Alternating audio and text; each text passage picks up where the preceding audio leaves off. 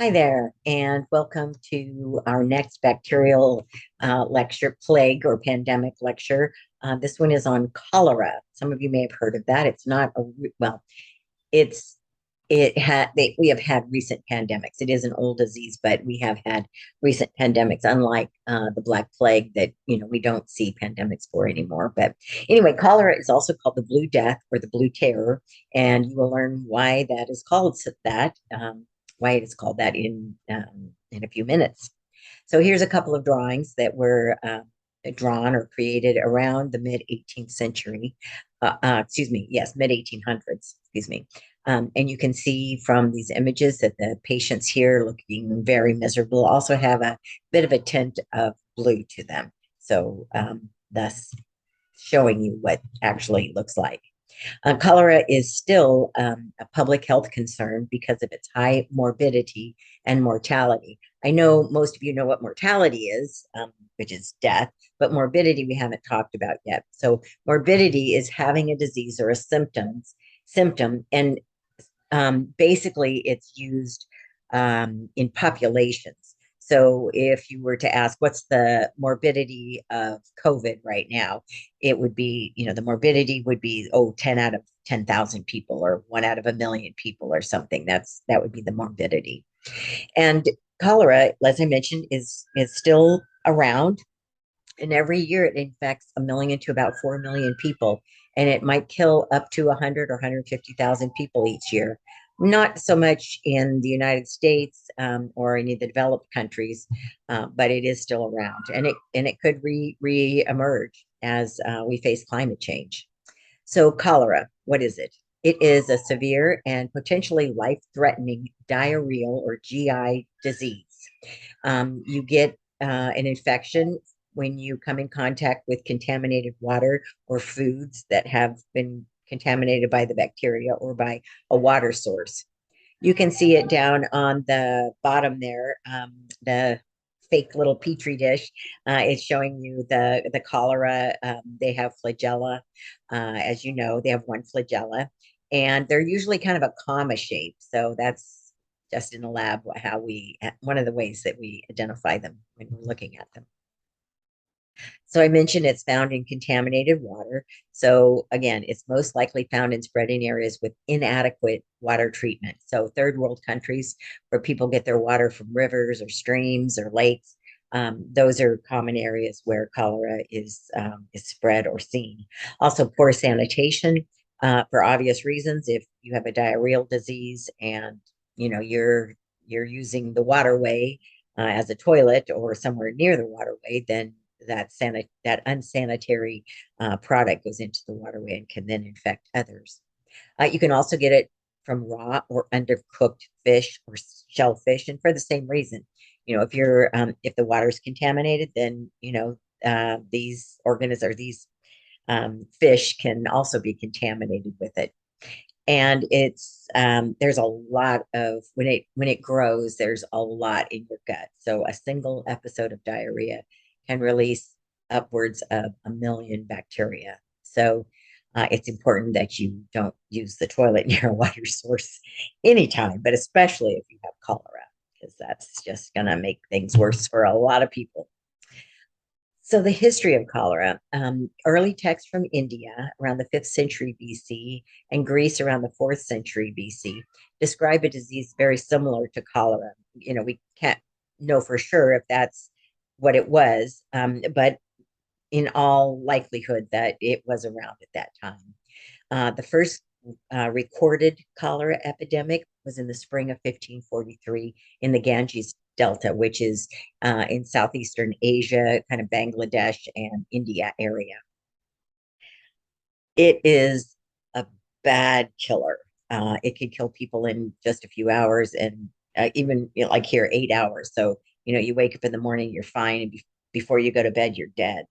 And fatality can be very, very high. So it can be like we saw in plague. It can, if it's ravaging a community or a state or a country, whatever, it can be hard to keep up on burying the dead. So there have been 7 worldwide cholera pandemics from 1817 to 1961. So see, it's not that old of a disease. I mean, it hasn't been a big lapse in time. I mean, it didn't end in the 13th century like some of the other diseases, and it's affected all continents in the world except for Antarctica. Uh, so at least one of those pandemics affected them. Might have been more, like Europe and the United States have seen a couple of them. So the first pandemic occurred in India in 1870, 1817. They believe it came from contaminated rice, and then because of the trade routes, it spread throughout Asia. And I don't mean just the rice trade, I mean people carrying it. Also, if the rice was contaminated, it probably spread on the rice, but then people who were traveling on the trade routes or via ships, etc., probably spread it throughout Asia. Then, if you know much about history, you know that the British Empire colonized India, and so they were still in India at this time. And then they likely carried it to the Persian Gulf or the Middle East area. Um, and then, so it moved to the Middle East at that time. And then it kind of abruptly died out about 6 years later. I mean, that's not abruptly when you're facing a cholera epidemic, but it would come and go, and it would be in areas and then in another area. But then it just kind of stopped. And there's some theory, or one theory, that there was a very cold winter, and so if it was in the water, then the bacteria may have been killed by that really chilly winter, and so that was the end of that first pandemic. The second pandemic was in 1829, and it likely originated in India as well. And this one traveled worldwide. It reached the United States in 1832, Latin America in 1833. Oh, and by the way, most scholars believe that the organism actually, developed in the Indian Ganges Delta area, or at least Southeast Asia, perhaps Africa, but because that's where we see it the most and it's most prevalent. So then the third cholera pandemic was 1846 to 1860. And this was the deadliest pandemic ever. It occurred primarily in Russia from 1847 to 1851, and it killed about 1 million people there. So not, not good. Fourth and fifth pandemics, 1863 to 1875, they were less severe, but they were still deadly. This is a fatal disease in most cases, not in all. Hungary lost almost 200,000 people. Hamburg, Germany, lost almost 2% of their population. Great Britain and the United States were mostly spared during this one. We had after the earlier pandemics in the 1837, 1848, and 1849 in the US. There were improvements in water delivery, sewage, quarantining measures, etc. So that helped a lot. So then the sixth pandemic was 1899 to 1923. This one was in India, Russia, the Middle East, and Africa. And those are all areas, as I mentioned before, that don't have real good infrastructure as far as water, sanitation, etc. So they are obviously were more likely to have a cholera epidemic. And then the seventh pandemic began in Indonesia in 1961, which again, because of the lack of infrastructure, it just created pandemic conditions. And also, it also spread to Africa in 1971. But in most parts of the world, in most developed parts of the world, it's since died out. So in 1990, Africa had approximately 90% of the cases. That's not true. Well, in a way, it's true. There's a lot of cholera in Africa as a percentage worldwide, but South Asia also has some. So this is just an illustration from a magazine or a newspaper at the time. This is a gal who is or a couple of them that are being carted away to the hospital, and can't really tell, but they look pretty darn sick and maybe a little blue as well. Yeah, not a good one. So some recent outbreaks, the last pandemic was 1961 to about 1970, but it is still a major health problem. 3 million to 5 million cases every year. I mentioned the statistic earlier, so 1 to 4. But this is, um, well, this is numbers as far as the World Health Organization. They feel like whatever is reported is actually about 3 to 20 times higher, because sometimes people don't report it. So in 1991, Peru, it started in Peru, it spread to Ecuador, Colombia, Brazil, Chile, Central America, and Mexico. And then that kind of panned out. And then another one kind of happened in Zimbabwe in 2008. There was almost 5,000 deaths there. In 2010, there was an earthquake in Haiti. You probably remember that big earthquake. And in Haiti, there were about 750,000 who got sick, and another 8 or 10,000 that died. And interestingly, it wasn't so much from the the earthquake that caused damage to the water system. That wasn't the initial cause. What it actually was health workers who came in to aid in the reconstruction and help people and help build infrastructure, all of that. They actually brought it from Southeast Asia. And then it did get into the waterways, et cetera, and it then eventually affected a lot of patients. Also in 2017, Somalia and Yemen, excuse me, had outbreaks. And so it affected about 500,000, and there was about 2,000 deaths then.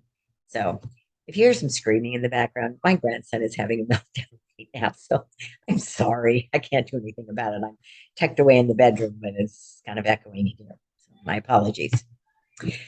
So currently, right now, there is about 28 to 130 deaths per year. And as I mentioned, they believe that number is underreported. It's a major cause of epidemic diarrhea in Asia, Africa, and Latin America. And again, those are kind of the third world countries that don't have a lot of sanitation, water supplies, infrastructure of that kind. So it is a disease of the impoverished, less developed countries currently. It wasn't always that way, but and here we see a picture of a woman, looks like a nice lady, and then she turns kind of bluish green after she gets cholera. Mm.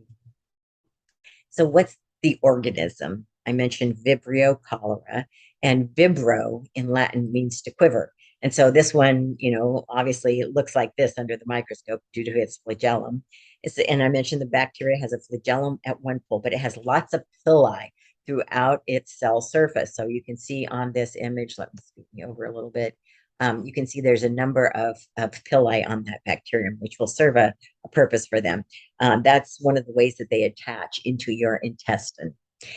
So again, infection is mainly due to drinking contaminated water, and it's linked to sanitation and hygiene. In the natural environment, there are water or foods which are contaminated by feces, and it can also live in brackish waters and coastal waters. So, kind of not a little bit salty, but maybe warmer than some of the oceans, and not as much current or whatever. And I don't know why I said this twice, but raw or undercooked shellfish. Maybe I'm trying to emphasize that. So here's some ladies that are collecting water from a pump in a flooded area. Don't know that I would drink that water, but they may have that as their only water source. So here is another is an engraving, and you can see that, well, that's a hearse, that's the carriage, and they're bringing out a person who has likely died. And then it looks like they might be cleaning the sheets or the bed linens in the river there, which undoubtedly is going to cause more people to become infected.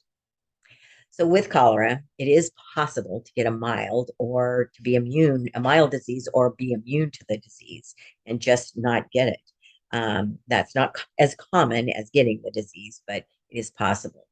So when this bacterium is ingested, it invades the intestinal mucosa. As I said, the pili help it attach to the intestinal mucosa, and then it will actually send a cholera toxin in. I'll talk about that in a second. So some of the early symptoms are mild symptoms. 80% of people who get infected by it will have an infection, but it won't kill them. And it will, they'll have a day or two or even three of diarrhea, but it won't be the most serious form of it. And there are, excuse me, second. Mm. There are different strains of Vibrio cholera. So the ones that cause pandemics are the ones that are able to infect more people, cause more morbidity, who have those pili and also can release the toxin or can carry a toxin. So in those with different strains, you might resolve on your own. In most cases, Vibrio is sensitive to the pH in your stomach. So only some get through or none at all. And that's why it's possible to not get the disease because it is very sensitive to stomach acid. But if you do get it, first things you'll feel are abdominal pain, diarrhea, and vomiting, and sometimes just diarrhea without any warning at all. And it usually happens several hours and sometimes up to 2 or 3 days after you ingest the bacterium. You will get an acute diarrheal illness, which is extreme watery diarrhea. And it's called rice water stools because your mucosa is leaving or your mucus, excuse me, is also leaving your intestine. The pili have attached, and then a cholera toxin is released from the bacterial. It enters the epithelial cells, and it causes those cells to just disperse all their water. And so you have a massive loss of water and electrolytes. When I say massive, I mean massive. So you're very thirsty. You might have lost 45 liters of water, which is, really bad. You might get leg cramps because you have lost all your electrolytes. And of course, you're going to be restless and irritable. You might also have, or one common thing in England was this startled look on your face, just like this, what, what's going on? And then, of course, the blue coloring. And that is due because you have this extreme loss of fluids. So your blood thickens and you get a bluish tinge because of the unoxygenated blood that is trying to move through your body. And oftentimes it cannot. Uh, and it can't reach your organs. And when your organs do not have oxygen, then they eventually fail. And that's how death is caused. So if you have this huge, huge loss of fluids, it's really bad news for you. So this is the startled look that I mentioned. I don't know why that happens. I didn't find any sources that let me know why that happened, but just is something. So in the later stages, obviously you're starting to get dehydration, but in the later stages, your dehydration is going to cause a rapid heart rate. You will lose skin elasticity, your mucous membranes will dry, and your blood pressure will drop. And this little test on the side here is like if you just pinch your skin, and if it doesn't like immediately kind of spread out like skin normally should, then that suggests you are dehydrated. Um, you'll know it if you have cholera. But anyway, I just thought I'd include that. So later on in the disease, the very later stages, your blood becomes very thick. All the water has been sapped from your body, and your blood cannot reach your organs, and you have organ failure. And then, because your blood volume, when you're losing all that fluid, your blood volume is going to shrink, and so your heart can't pump as well, decreases your blood pressure, and obviously decreases your oxygen, and you get hypovolemic shock, which means low volume or no volume. Hypo meaning less, and volemic meaning volume, and so you go into shock, and you can die just within minutes, or you can go into a coma. And the risk of death is usually 10% to 50%. If you're getting these symptoms, your risk of death is 50 to 90%. So, or 50 to 100%. So treatment, because of this rapid diarrhea and huge loss of fluids, cholera needs immediate treatment. Otherwise, you will die within hours. So it needs rehydration to replace your lost fluids and electrolytes. And without rehydration, you have to die. Pedialyte is kind of the consumer product, if you will, to rehydrate. But in any case, poor countries or anywhere in the world, they use oral rehydration salts, and you can make this yourself. And that just is 5 cups of water, about 8 teaspoons of sugar, and 1 teaspoon of salt. And so if you drink that, that helps you to absorb water more quickly. The glucose helps in the absorption process, and the salt helps to replace some of your electrolytes. And then obviously, if you're very severely dehydrated, IV fluids are called for, but um, you know, in poor countries, that's not necessarily possible. You can, I'm not telling you to do this. I'm just saying if this disease sparks you, you can donate money for oral rehydration salts to UNICEF and some of those other countries. Um, just something they can take. Antibiotics aren't typically given because the disease does kind of limit it, it either kills you or it doesn't. If you have a severe case and you are in or near a hospital, they likely will use antibiotics because it may reduce the diarrhea and shorten the disease. But antibiotics are not commonly used. Prior to oral rehydration therapy, about 50% of people did die. And as I mentioned, it is a self-limiting infection. So if you can survive that massive fluid loss, that's created by that toxin, then typically you're going to get well. So it's going to take a few days. You're going to replace all your fluids by just eating and drinking, and then you will start to feel better. But oral rehydration therapy has reduced the mortality of cholera by more than 97%. So just that simple little cocktail of salt and sugar and water. It's got to be pure water, not contaminated water. But that alone can actually prevent death with cholera. So your intestinal epithelial cells lose copious amounts of essential electrolytes, and ORT contains vital ions, and the carbon source, which is glucose, as I mentioned just a moment ago. So here's a person filling up their water, and it looks like they're going to a lake. This does not, or a stream. This does not look like a good place to get water, but there are some areas of the world where that's a fact of life.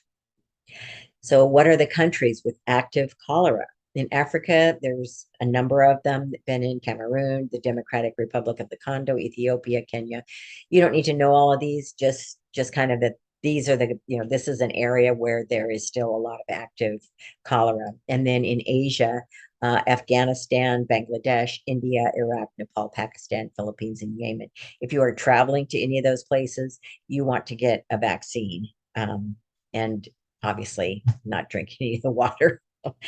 So what are the risk factors? Obviously, very poor sanitary conditions. So impoverished countries with little infrastructure or refugee camps, they bring in water, but, and then areas afflicted by famine, war, or natural disasters. Obviously, when society kind of breaks down, then that's when cholera has a chance to come back in. Another couple of interesting risk factors are if you are taking a lot of antacids or you're taking a proton pump inhibitor, Prilosec or Tagamet, those are some of the common names for acid reducers, then you're you're going to have less acid. So if you're exposed to cholera, more of it will get through, which increases your risk. I mean, it makes sense, but who would have thought, And also type O blood. If you are a type O blood person, you actually are more likely to get cholera than someone with type A or type AB. I don't know why, but that's what they say. So prevention. Obviously, we generally cook most of our food completely. It gets hot, and when you're in a foreign country, you should avoid street vendors, not just for cholera, but cholera is a good enough reason as far as I'm concerned. And you want to avoid raw or improperly cooked fish and seafood of any kind. Crabs are one of the most important vehicles for infection in the United States. Cholera is still prevalent down in kind of the Louisiana area and the South. And so shrimp and oysters on the Gulf Coast can also transmit cholera. Large outbreak in the United States since the 1800s. That was where there were three kind of primary pandemics: 1837, 49, and 51, I think. But anyway, in Louisiana, from August to October in 1986, 18 people were infected, four ended up in the ICU, and one person did die. Then another way to prevent it is to only use peelable fruits and veggies. So peel your apples when you're in an area where you don't have access to clean water to wash them. But obviously, as we've learned with COVID and any other pandemic, wash your hands with soap and water and do it frequently. Drink only safe water, bottled water, water that you've boiled and disinfected yourself, even to brush your teeth. Don't add ice unless you've made it yourself with water you know to be pure. And you should only drink hot beverages. Hopefully, they've been boiled. And then canned or bottled drink, and hopefully they haven't been filled at the local tap. And then wipe off the outside of the bottle before opening them, just in case they've been sitting in ice that is contaminated. So if you do travel to an area, one of those areas I listed that has active cases of cholera, then it's good to get a vaccine, which is Vaxchora. Excuse me. This is a liquid vaccine that's taken by mouth, and typically it's about 2 weeks before you travel that you want to get it. And it's 90% effective in preventing that severe diarrhea. But it does wane, the effectiveness wanes over time. So after about 3 months, if you are not coming home, you need to be revaccinated or take the vaccine again. Oops. Sorry, pushed a little too hard. So, who are some of the people who have died of cholera? There's a lot of people who are famous. I've only listed a few, but we'll start off with King Charles X of France. He died in 1836. He was 79 years old. So, I mean, that's not very young, especially for that time period, but still, I'm sure he didn't like dying. And then you probably know Tchaikovsky. He died in 1893 at the age of 53. He was the composer who wrote Swan Lake, the 1812 Overture, Romeo and Juliet, Nutcracker, Fantasia, that Mickey Mouse does all his magic to, and many, many others, lots of concertos and symphonies, etc. So that was a big loss. And lest you think this is not going to affect any American, the 11th president of the United States, James Polk, died after his term in office. At the end of his term, he was going home to Nashville, but first he and his wife went down to New Orleans and then rode up the Mississippi River to Tennessee. He was going back to his newly renovated home, which was in downtown Nashville, and somewhere along that trip, he got infected with cholera, and it was said that there were other people on the riverboat that were infected with cholera, that were suffering from cholera. So it's likely he got it from something on that. But he died 2 weeks after he returned home and 3 months after he left office. So a very short retirement period for President Polk. This is an image just for fun. On the left side is his house, the one that he had just recently remodeled and was going home to. And then here he is on the right in this etching at his deathbed with his family and friends around him. And he wasn't the only one. President Zachary Taylor, he was called Old Rough and Ready, primarily because he was a national hero of the Mexican-American War and the War of 1812. He was the 12th president of the United States, and he succeeded Polk. He was elected after Polk left office and was dying from cholera. So 16 months or so after he was elected, he was celebrating the 4th of July holiday at the Washington Memorial. And as he walked around, he drank some cold water, some cold milk, and he ate a bowl of cherries. Next day, abdominal pain and bouts of bloody diarrhea. He was diagnosed with cholera at that time and died after 4 days of agony. So here's President Zachary Taylor, again, an etching surrounded by his family, friends. So two presidents. So cholera now, I mentioned those countries. They were primarily in Africa and Southeast Asia. The darker reddish brown are the areas where has the highest concentration. And then the paler areas are less of cholera. And nothing in the Americas, thank heavens.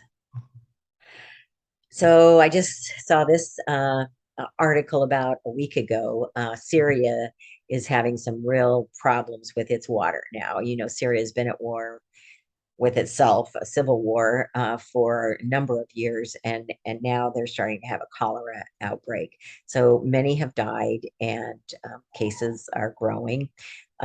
They drink water from the Euphrates River, which is contaminated, but 5 million people get their water from that, and unfortunately, they also may get cholera. And then World Health Organization Hans Klug issued a warning about the potential for cholera outbreak in occupied areas of Ukraine, where water and sanitation infrastructure has been damaged or destroyed. And the World Health Organization says here information there are swamps in the streets. Sewage and drinking water are getting mixed. So that is a situation ripe for a cholera pandemic or epidemic, at least in that area, and who knows where else. So this is my own little warning. Everybody loves sushi. I will not eat sushi. You know, my daughters both say, "Oh, it's clean. They get good fish. It's all fine." No. I've learned enough about cholera that I can avoid sushi. Oysters as well. Oysters are typically eaten raw, and who knows where they come from? Do they come from the Gulf Coast? Do they come from, I don't know, China? Who knows? So yeah, I'm not about to eat any oysters. I like my fish cooked. So that's it. Anyway, okay, so I am now going to tell you a story about cholera and John Snow. John Snow is one of my heroes of medicine, if you will, and he's got a very interesting story. And I cannot, oh, there we go. So sorry, for some reason that wasn't working. So I'm going to talk about Jon Snow, but not this Jon Snow. I like this Jon Snow quite a bit, but he's going to be stuck in Game of Thrones, not in this particular history or story. So cholera had been around for a very long time, but certain factors increased the likelihood of the disease in Londoners in the mid 1800s. London was becoming very industrialized, and many people came from rural areas to the city to find work and a better way of life. Unfortunately, many of these people were only able to afford housing in the slums.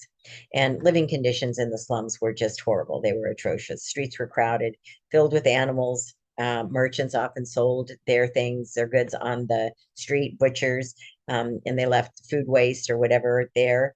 And then, of course, there was animal waste from horses and other kinds of service animals. Tenement homes were very, very crowded, as often several families lived in one house together. People used the streets as their latrine. Many homes didn't actually have any kind, well, none of them had plumbing, and some of them didn't even have any kind of latrine. Although some did have what was called a cesspit. And so several families might be sharing the same cesspit. And that's where you would go out and you dump your waste into, this is a cesspit, into just a cesspit. But these often overflowed and then they would drain into the streets.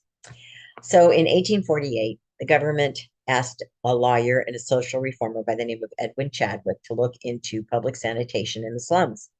He recommended the rapid removal of human waste to prevent the miasma, there's that word again, that caused disease. which we now know doesn't. Unfortunately, this led to a lot of the waste just being dumped into the River Thames, and that polluted the river even more. And that was the drinking water also of London. So there were a number of cholera outbreaks that occurred in London at that time. 1848 and 1854 both had large scale loss of life. Well, my hero, John Snow, had graduated from medical school in 1844 at the age of 31. There he is. He had been a medical apprentice since about the age of 14, and when he was 19, he witnessed a cholera outbreak in the local coal mines near his home. When the miners were pulled out, they were already sick and they had severe vomiting and diarrhea, and most of them actually did die quickly. And this made a huge impact on young Dr. Snow. So when a cholera outbreak occurred near his medical school and his new anesthesiology practice in Soho, 1854, let's go back, it very much caught his attention. So it cannot be said that he was aware of the germ theory, but it might have been discussed while he was at medical school. And at any rate, he was not a believer in the miasma theory. And this was partly due to his understanding of night soil managers. So, what these guys do is they collect the waste from homes at night, and that's called night soil, even though it's human waste. And then they take it to a cesspit or a dump, and they dump it there. And this was done in kind of the wealthier homes, if you will. So he reasoned that if these guys who were around the miasma, the stinkiness of human waste all night, they should be the sickest. But in fact, the opposite was true. Most of them were never sick. So then he's like, okay, well then what is actually happening? So unfortunately, in August and September of 1854, there were about 500 people who died within 10 days. And then using the General Register's Index of Deaths, so basically death certificates, etc., he found there were 69 homes where cholera was listed as the cause of death. So he went to all of the occupants and he questioned them. And in doing so, he deducted a pattern. He theorized at that time that the contagion, whatever it was present in the water. And he suspected that it was coming from one of the pumps in the neighborhood where these people that were clustered around were dying. And that's where they got their water. Obviously, there was no indoor plumbing. However, there nearby was the Lion Brewery. And this is where, a lot of ale and beer was made. And he theorized that, okay, if it is coming from the water, why aren't these guys getting sick? Because none of them were getting sick. There was also a workhouse nearby, and that's obviously a lot of people in those workhouses, and they too were not getting sick. So it's like if it's coming from the water, why are people in these two places getting sick? Well, as it turns out, neither place used the community water pumps. Each had their own pumps and sources of water at their factories or their place of business, or the workhouse. So he then used a map of the area and he marked each home where the death. Oh, sorry. Here's one more thing, and I'll post this. But we beg and beseech your protection and powerfulness. We are, sir, as it may be, living in a wilderness, so far as the rest of the London knows anything about us, or as the rich and great people care about. We live in muck and filth. So this was a letter to the editor. People were just really, really disturbed by their surroundings. So anyway, here is John Snow. He plotted where all the deaths were in this area of Soho, and they were all centered around what was called the Broad Street Pump. So the pumps of the area are in blue, and the area where cholera had hit are in red. And you can't really read it, but that pump, the blue area right in the center, is on Broad Street. So he says this has got to be it. So it quickly became clear to him that the source of the contagion was this Broad Street pump. And he spoke to the board of the Guardians of St. James Parish, and they took the handle down the next day. and the cholera epidemic was soon over. People were not getting their water there, and so they were not being infected. They got the residents had to walk a little farther, go to another pump, but they were no longer dying of cholera. So, what Dr. Snow did is what we still use today in epidemiology. When there is an outbreak of something that's occurring, you mark it, or the epidemiologist mark where it's happening, and then try and figure out where the source of the infection is coming from. So obviously, Dr. Snow was a brilliant man. He wasn't believed in a lot of cases, but he was correct, and history recognizes that. So this is the Broad Street pump. And I just mentioned epidemiology, which is a study and analysis of the distribution patterns and determinants of health and disease. And this is him, Dr. Snow. And this is a pub in London in the Soho district. So if I ever get back to England or London, I am going to visit this pub and raise a pint to Dr. Snow. I hope you will do the same if you're ever in London. All right. Thanks for listening.